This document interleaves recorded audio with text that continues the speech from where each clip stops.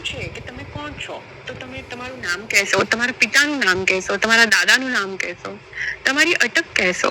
પરંતુ તેની આગળ શું?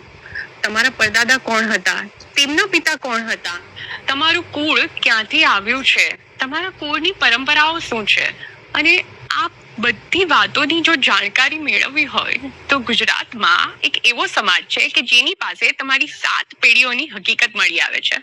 તો હા, હું વાત કરી રહી છું વૈવંચા બારોટોની.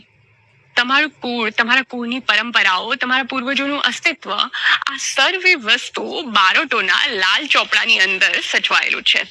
બારોટ સમાજ એ માત્ર તમારા પરિવારની હકીકતો લખનારો સમાજ નથી, પરંતુ તમારા વંશના મૂળ સાચવનારા રક્ષક છે. ગોત્ર પૂજાના વિડીયો વખતે ઘણાએ એવી રિક્વેસ્ટ કરી કે અમને અમારા કુળ વિશે અથવા તો અમારી ગોત્ર પૂજા વિશે હકીકતોનો ખ્યાલ નથી, તો અમારે કોનો સંપર્ક કર્યો, અને એ જ કારણથી આજે આપણે વૈવંચા બારોટ વિશેનો વિડીયો લઈને આવ્યા છે. આ બારોટ સમાજની ઉત્પત્તિ કેવી રીતે થઈ તેની પાછળ પણ એક ખૂબ સુંદર કથા જોડાયેલી છે, અને વાત છે દેવાદિદેવ મહાદેવ સાથેની. કૈલાશ પર્વત પર ભગવાન શંકર પાસે 2 વાહન, તેમનું પોતાનું વાહન પોઠ્યો એટલે કે નંદી, અને મા પાર્વતીનું વાહન સિંહ.